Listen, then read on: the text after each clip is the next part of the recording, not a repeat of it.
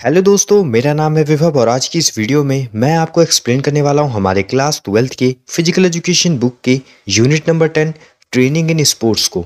तो दोस्तों ये जो वीडियो है ये according to the new syllabus है 2022 टू 23। तो इस वीडियो को दोस्तों एंड तक देखिएगा। तो चलिए स्टार्ट करते हैं इस वीडियो को। तो सबसे पहले दोस्तों हम देख लेते हैं इस यूनिट के कंटेंट को। मतलब दोस्तों हमें इस चैप्टर में कौन कौन से टॉपिक्स को कवर करना है। सबसे पहला टॉपिक है दोस्तों हमारा concept of talent identification and talent development in sports. Second topic है दोस्तों हमारा introduction to sports training cycle, जिसमें हम 3 अलग अलग साइकिल देखेंगे, माइक्रो साइकिल, मेसो साइकिल और मैक्रो साइकिल। और थर्ड टॉपिक है दोस्तों हमारा types and method to develop strength, endurance and speed. और लास्ट टॉपिक है दोस्तों हमारा types and method to develop flexibility and coordinative ability. तो चलिए स्टार्ट करते हैं सबसे पहले टॉपिक से, जो कि है दोस्तों हमारा concept of talent identification and talent development in sports.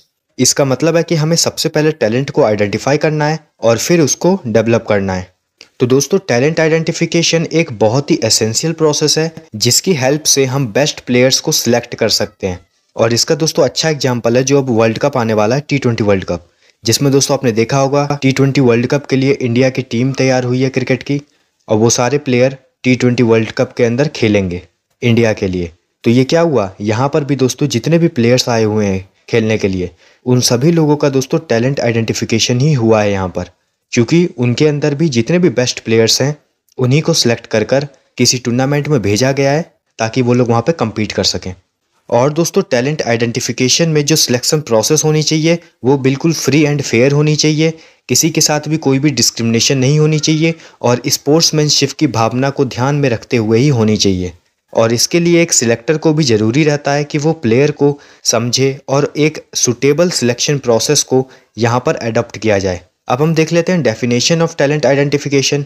तो दोस्तों ये एक मेथड है जिसमें हम रिकॉग्नाइज करते हैं करंट प्लेयर्स को और देखते हैं कि उनके अंदर कितना पोटेंशियल है, और ये इन्वॉल्व करता है एक ऐसा अटेम्प्ट जिसमें प्रेडिक्ट किया जा सकता है किसी भी इंडिविजुअल की फ्यूचर कैपेसिटी को।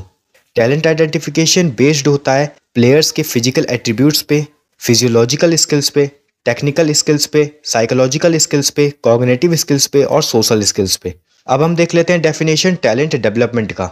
तो ये एक ऐसा मेथड होता है जिसमें हम एथलीट्स को या फिर स्पोर्ट्स पर्सन को सुटेबल लर्निंग एनवायरनमेंट प्रोवाइड करते हैं ताकि वो अपनी स्किल्स को रिटेन कर पाएं, जिससे जब वो मैचेस को खेलें वहाँ पर वो दोस्तों अपना बेस्ट परफॉर्मेंस दे सकें। प्लेयर्स की टैलेंट को डेवलपमेंट करने के लिए कुछ की फैक्टर्स होते हैं जिस पर ध्यान देना चाहिए, जिससे जो प्लेयर्स होंगे वो अपना बेस्ट परफॉर्मेंस दे पाएंगे। वो कौन कौन से की फैक्टर्स हैं मैं अब आपको बता देता हूँ। सबसे पहला है फिजिकल फैक्टर्स, सेकंड है फिजियोलॉजिकल फैक्टर्स, थर्ड है सोशोलॉजिकल फैक्टर्स, फोर्थ है साइकोलॉजिकल फैक्टर्स और फिफ्थ है ऑब्स्टिकल्स। फिजिकल फैक्टर्स का मतलब है जो प्लेयर्स होने चाहिए वो सभी लोग एकदम फिट होने चाहिए। अनफिट प्लेयर्स को यहाँ पर हमें साइड में रखना होगा अगर हमें बेस्ट परफॉर्मेंस चाहिए तो किसी कॉम्पिटिशन में। सेकंड है फिजियोलॉजिकल फैक्टर्स, मतलब दोस्तों जो प्लेयर्स हैं उनके अंदर स्किल्स भी काफ़ी ज़्यादा होनी चाहिए जिससे वो बेस्ट परफॉर्मेंस अपना दे सकें। तीसरा है सोशोलॉजिकल फैक्टर्स, मतलब दोस्तों जो प्लेयर्स हैं वो और दूसरे प्लेयर्स के साथ कैसे बिहेव करते हैं, उनका नेचर बिहेवियर अच्छा होना चाहिए। और फोर्थ है दोस्तों हमारा साइकोलॉजिकल फैक्टर्स, मतलब दोस्तों जो प्लेयर्स हैं वो दोस्तों मेंटली कितने ज़्यादा स्ट्रांग हैं, अगर कोई अनप्लीजेंट सिचुएशन आती है तो वहाँ पर वो कैसे एक्ट करते हैं। और फिफ्थ है ऑब्स्टिकल्स, इसका मतलब दोस्तों कि अगर जो प्लेयर होंगे उनके लिए अलग अलग ऑब्स्टिकल्स आते हैं, अलग अलग रुकावट अगर आते हैं तो वो उसको किस तरीके से फेस करते हैं। सेकंड टॉपिक है दोस्तों हमारा introduction to sports training cycle, जिसमें हम देखेंगे micro cycle, meso cycle and macro cycle. तो दोस्तों स्पोर्ट्स ट्रेनिंग साइकिल का यूज़ एथलीट करते हैं अपनी ट्रेनिंग को प्लान्ड वे में परफॉर्म करने के लिए, ताकि जिससे at the end of the day वो अपना परफॉर्मेंस अच्छा दे पाएँ। 3 तरीके की साइकिल होती है, सबसे पहला होता है माइक्रो साइकिल, सेकंड है मेसो साइकिल और थर्ड है मैक्रो साइकिल। तो दोस्तों जो माइक्रो साइकिल है वो सबसे छोटा साइकिल है जिसमें कोई भी एथलीट ट्रेनिंग करता है 3 से 10 दिन तक। सेकंड है दोस्तों हमारा मेसो साइकिल। मेसो साइकिल दोस्तों जो है वो मीडियम ड्यूरेशन की साइकिल है जिसमें कोई भी एथलीट ट्रेनिंग करता है 3 से 6 वीक तक। और थर्ड है दोस्तों हमारा मैक्रो साइकिल। मैक्रो साइकिल जो है दोस्तों ये सबसे लॉन्गेस्ट ड्यूरेशन की साइकिल है जिसमें कोई भी एथलीट 12 महीने तक या फिर जिसे हम कह सकते हैं 1 साल तक ट्रेनिंग करता है। अब दोस्तों वो जो ट्रेनिंग है वो किसी भी स्पोर्ट्स की हो सकती है। थर्ड है दोस्तों हमारा types and method to develop strength, endurance and speed, जिसमें सबसे पहले हम देख लेते हैं स्ट्रेंथ के बारे में। तो सबसे पहले बात आती है कि स्ट्रेंथ क्या होता है। तो स्ट्रेंथ किसी भी पर्सन की एबिलिटी होती है ताकि वो किसी भी रेजिस्टेंस को ओवरकम कर सके। दोस्तों स्ट्रेंथ तीन तरह की होती है, मैक्सिमम स्ट्रेंथ, एक्सप्लोसिव स्ट्रेंथ और स्ट्रेंथ एंड्योरेंस। तो आइए अब हम एक एक करके इनको देखते हैं। तो फर्स्ट है मैक्सिमम स्ट्रेंथ। तो जब हमारी मसल्स मैक्सिमम फोर्स को अप्लाई करती है किसी भी एक्टिविटी को परफॉर्म करने के लिए तो उसे हम मैक्सिमम स्ट्रेंथ कहते हैं। दोस्तों मैक्सिमम स्ट्रेंथ को डेवलप करने के लिए हमें हाई इंटेंसिटी एक्सरसाइज करनी होती है और मिनिमम रेपिटेशन में करनी होती है। अगर हम इसका एक एग्जांपल लें तो अगर हमें मैक्सिमम स्ट्रेंथ को डेवलप करना है तो जब हम डंबल्स को करते हैं तो हमें मैक्सिमम वेट को लेकर डंबल्स को करना है और उनका मिनिमम रेपिटेशंस रखना है। सेकंड है एक्सप्लोसिव स्ट्रेंथ। तो एक्सप्लोसिव स्ट्रेंथ किसी भी पर्सन की रेजिस्टेंस ओवरकम करने की कैपेबिलिटी होती है और उसे ये रेजिस्टेंस बहुत हाई स्पीड से ओवरकम करना होता है। दोस्तों एक्सप्लोसिव स्ट्रेंथ को डेवलप करने के लिए लो इंटेंसिटी और मैक्सिमम रेपिटेशन किए जाते हैं बहुत हाई स्पीड पर। और लास्ट है स्ट्रेंथ एंड्योरेंस। तो इसका मतलब ये होता है कि हम कितनी देर तक हमारी स्ट्रेंथ को मेंटेन करके रख सकते हैं जब हम फटीग वाली कंडीशन में, मतलब जब हमारी बॉडी थकी हुई है। तो अब हम देखते हैं कि स्ट्रेंथ को इंक्रीज करने के लिए कौन कौन से मेथड्स का यूज कर सकते हैं। तो पहला है आइसोमेट्रिक एक्सरसाइज। तो आइसोमेट्रिक एक्सरसाइज में जो भी हम वर्क करते हैं वो वर्क विजिबल नहीं होता है। फॉर एग्जाम्पल जब हम किसी भी दीवार को पुश करते हैं तो हमारी बॉडी का एक्चुअल मूवमेंट नहीं होता है, मतलब जो वर्क है वो विजिबल नहीं होता है, लेकिन इंटरनली इससे हमारी स्ट्रेंथ इंक्रीज होती है। सेकंड है आइसोटोनिक एक्सरसाइज। और दोस्तों इसको तो हम नाम से याद रख सकते हैं। आइसो का मतलब होता है कांस्टेंट और टोनिक का मतलब होता है टेंशन, मतलब कांस्टेंट टेंशन। तो जब किसी भी एक्सरसाइज में कांस्टेंट टेंशन इन्वॉल्व होती है तो उसको हम आइसोटोनिक एक्सरसाइजेस कहते हैं और इससे हमारी बॉडी की स्ट्रेंथ बढ़ जाती है। थर्ड है आइसोकाइनेटिक एक्सरसाइज। तो आइसोकाइनेटिक एक्सरसाइज वो एक्सरसाइज होती है जिसमें जॉइंट्स के किसी भी पर्टिकुलर एंगल पर ही मैक्सिमम फोर्स अप्लाई होता है और उसके बाद फोर्स डिक्रीज होता रहता है, तो इसको हम आइसोकाइनेटिक एक्सरसाइज कहते हैं और इससे जो हमारी बॉडी की स्ट्रेंथ है और मसल का टोन अप है दोनों इंक्रीज होते हैं। सेकंड हम देख लेते हैं इंड्योरेंस के बारे में। तो सबसे पहले बात आती है कि इंड्योरेंस होता क्या है। तो इंड्योरेंस किसी भी पर्सन की एबिलिटी होती है कि वो अपने आप को कितना लॉन्ग टाइम तक एक्टिव रख सकता है फटीग की कंडीशन में, मतलब जब वो थका हुआ है तो वो अपने आप को कितना एक्टिव रख सकता है और इसी चीज को हम इंड्योरेंस कहते हैं। और दोस्तों जो इंड्योरेंस है उसको हम स्टेमिना और ड्यूरेबिलिटी भी कहते हैं। अब हम देख लेते हैं टाइप्स ऑफ इंड्योरेंस। दोस्तों टोटल 3 तरह के इंड्योरेंस होते हैं, बेसिक इंड्योरेंस, स्पीड इंड्योरेंस और जनरल इंड्योरेंस।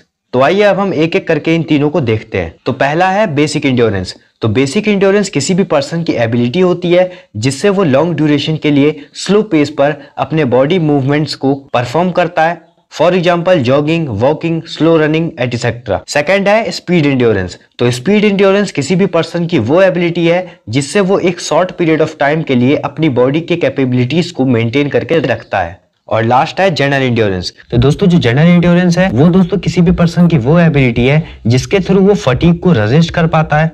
अब दोस्तों ये फटीग आई कहां से, तो वो फटीग आ सकती है एरोबिक एक्टिविटीज को परफॉर्म करके या फिर एनएरोबिक एक्टिविटीज को परफॉर्म करके, और ये जो एक्टिविटीज है वो लो या फिर हाई इंटेंसिटी पर हो सकते हैं लॉन्गर ड्यूरेशन के लिए। अब हम देख लेते हैं methods to develop endurance. Endurance को डेवलप करने के लिए भी हमारे पास 3 तरह के मेथड्स होते हैं।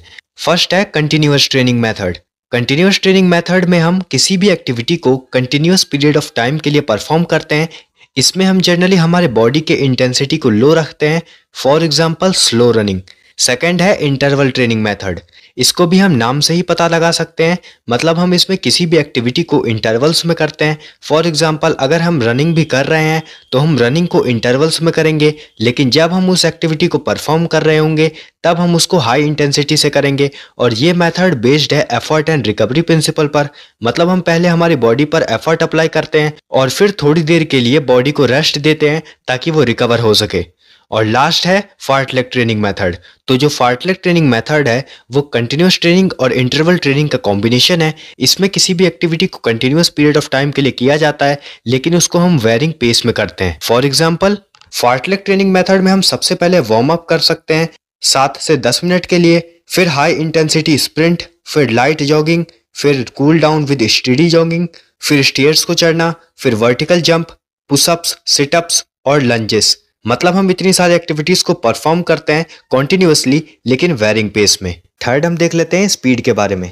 तो सबसे पहले बात आती है कि स्पीड होता क्या है। तो स्पीड होता है rate of change of position, और अगर हम इसको साइंस के टर्म में देखें तो स्पीड होता है डिस्टेंस अपॉन टाइम, मतलब हमने कितनी डिस्टेंस ट्रेवल करी है और हमें उस डिस्टेंस को ट्रेवल करने में कितना टाइम लगा है, इन दोनों का रेशियो ही स्पीड होता है। स्पीड को मेजर करने के लिए किलोमीटर पर आवर या मीटर पर सेकंड का यूज करते हैं, और स्पीड बहुत ही इंपॉर्टेंट पैरामीटर है किसी भी एथलीट के डेवलपमेंट के लिए। तो अब हम डिस्कस करेंगे टाइप्स ऑफ स्पीड।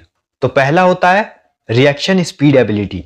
तो ये एक एबिलिटी होती है जिससे हम किसी भी सिग्नल के प्रति रिएक्ट कर पाते हैं। फॉर एग्जाम्पल, जैसे कि एक रेस होने वाली है जिसमें सभी प्लेयर अपने रनिंग के पोजीशन में है, तो रेफरी जैसे ही विसल को बजाता है तो उस विसल की आवाज को सुनकर सभी प्लेयर दौड़ने लगते हैं। तो उसी को बोलते हैं रिएक्शन स्पीड एबिलिटी, कि आपके अंदर रिएक्शन करने की एबिलिटी और उसकी क्या स्पीड है, इसी को हम बोलते हैं रिएक्शन स्पीड एबिलिटी। सेकंड होता है एक्सेलरेशन स्पीड एबिलिटी। मतलब यहां पर आप अचीव करना चाहते हैं maximum speed minimum possible time में, तो उसी को हम बोलते हैं एक्सेलरेशन स्पीड एबिलिटी। थर्ड है movement speed ability.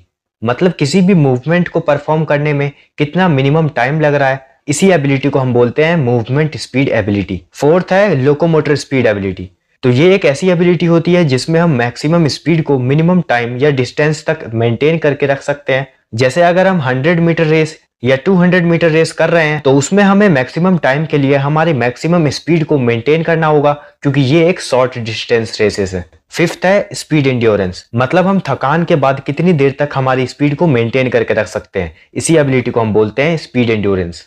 I hope आपको स्पीड और उसके टाइप्स समझ में आए होंगे। अब हम डिस्कस करेंगे कुछ मेथड्स जिससे स्पीड को इंक्रीज किया जा सकता है। तो फर्स्ट है एक्सेलरेशन रन। अब इसको भी आप नाम से ही पता लगा सकते हैं। मतलब इसमें कोई भी पर्सन थोड़ी थोड़ी देर में अपने आप को एक्सेलरेट करेगा। इस ट्रेनिंग में सबसे पहले कोई भी पर्सन जॉगिंग करता है, फिर वो धीरे धीरे एक्सेलरेट करता है और रनिंग करता है, और फिर लास्ट में वो स्प्रिंटिंग करता है। और इस मेथड से किसी भी पर्सन की स्पीड को इंक्रीज किया जा सकता है। और सेकंड मेथड है पेस रन, जिसे रेसेस भी कहा जाता है। मतलब अगर आप किसी भी कॉम्पिटिटिव एनवायरनमेंट में रनिंग करते हैं तो उसको ही हम पेस रन कहते हैं, और इससे किसी भी पर्सन की स्पीड को इंक्रीज किया जा सकता है।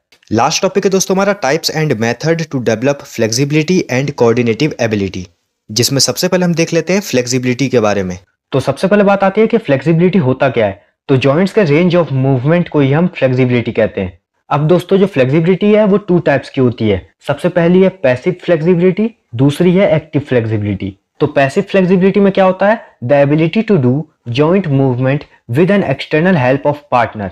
तो अगर आप किसी भी जॉइंट को किसी पार्टनर की हेल्प से मूव कर पा रहे हैं तो उसको हम बोलते हैं पैसिव फ्लेक्सिबिलिटी। और एक्टिव फ्लेक्सिबिलिटी में क्या होता है, the ability to do joint movement without any external help. तो अगर आप किसी भी जॉइंट को बिना किसी एक्सटर्नल हेल्प से मूव कर पा रहे हैं तो उसको हम बोलते हैं एक्टिव फ्लेक्सिबिलिटी। अब जो एक्टिव फ्लेक्सिबिलिटी है वो 2 टाइप्स की होती है, स्टैटिक फ्लेक्सिबिलिटी और डायनेमिक फ्लेक्सिबिलिटी। तो चलिए एक एक करके हम इन्हें समझते हैं। तो स्टैटिक फ्लेक्सिबिलिटी में क्या होता है, it is the usually required by a sports person when he remains in static position. तो जब कोई बंदा स्टैटिक पोजीशन में रहता है तो उसको हम बोलते हैं स्टैटिक फ्लेक्सिबिलिटी, जैसे कि डाइविंग, सिटिंग, लाइंग एटसेट्रा। दूसरा है डायनेमिक फ्लेक्सिबिलिटी। डायनेमिक फ्लेक्सिबिलिटी में क्या होता है कि जब आप वॉकिंग कर रहे हैं, रनिंग कर रहे हैं, तो यहां पर आपको डायनेमिक फ्लेक्सिबिलिटी की जरूरत पड़ती है। अब हम देख लेते हैं कुछ मेथड्स जिससे फ्लेक्सिबिलिटी को इंक्रीज किया जा सकता है। सबसे पहला है slow stretch and hold method, दूसरा है बैलिस्टिक मेथड, और थर्ड है पोस्ट आइसोमेट्रिक स्ट्रेच मेथड। चलिए एक एक करके इनको देखते हैं। तो सबसे पहला है slow stretch and hold method. तो इसमें हमें क्या करना होगा, तो इसमें धीरे धीरे आप स्ट्रेचिंग करोगे, अपनी जॉइंट्स को मैक्सिमम लिमिट तक ले जाओगे और वहां पर फिर उसको होल्ड करोगे। देन उसके बाद फिर वापस से आप पीछे आ जाओगे। इसी को हम बोलते हैं slow stretch and hold method. दूसरा है बैलिस्टिक मेथड। ये वो मूवमेंट होती है जहां पे आप एक रिदम मेंटेन करते हैं, यानी जैसे स्विंग ले लिया, एक स्विंग के साथ आपने कोई मूवमेंट परफॉर्म करी और वो एक रिदम में मेंटेन है, तो ये होता है बैलिस्टिक मेथड। और दोस्तों बैलिस्टिक मेथड को परफॉर्म करने से पहले हमें वार्म अप करना जरूरी है। और लास्ट है पोस्ट आइसोमेट्रिक स्ट्रेच मेथड। तो पोस्ट आइसोमेट्रिक मतलब आइसोमेट्रिक के बाद जस्ट जो आप स्ट्रेचिंग करते हो तो वहां से भी आपकी फ्लेक्सिबिलिटी इंक्रीज होने वाली है। अब हम देख लेते हैं कोऑर्डिनेटिव एबिलिटी के बारे में। तो सबसे पहले बात आती है कि कोऑर्डिनेटिव एबिलिटीज होता क्या है, उसका मीनिंग क्या होता है। तो ये किसी भी पर्सन की एबिलिटी होती है जिससे वो सीक्वेंस ऑफ मूवमेंट्स को परफॉर्म करता है स्मूथली और एक्यूरेटली। और इस एबिलिटी में हमारी बहुत सारी चीजें इन्वॉल्व हो सकती है, जैसे कि सेंसेस, मसल का कॉन्ट्रैक्शन, जॉइंट्स का मूवमेंट्स एटसेट्रा। अब हम देख लेते हैं कुछ बेसिक कोऑर्डिनेटिव एबिलिटीज। सबसे पहला है एडेप्टिव एबिलिटी। मतलब ये हमारी बॉडी की एबिलिटी होती है कि हम किसी भी नई कंडीशन में कितनी जल्दी अडेप्ट करते हैं। सेकंड है बैलेंस एबिलिटी, मतलब हम हमारी बॉडी को किस तरह बैलेंस कर सकते हैं। और थर्ड है रिएक्शन एबिलिटी, तो ये जो एबिलिटी होती है ये हेल्प करती है किसी भी पर्सन को किसी भी सिग्नल के अगेंस्ट में रिएक्ट करने के लिए। तो यहीं पर दोस्तों ये जो हमारा यूनिट है, unit number 10 training in sports, ये दोस्तों यहाँ पर खत्म होता है। अगर दोस्तों ये वीडियो आपको हेल्पफुल लगी है तो इस वीडियो को लाइक कीजिए, इस वीडियो को शेयर कीजिए अपने दोस्तों के साथ। और दोस्तों अगर आप ऐसी ही वीडियोस को देखते रहना चाहते हैं तो इस चैनल को सब्सक्राइब कीजिए। तब तक के लिए दोस्तों all the best, stay tuned with us.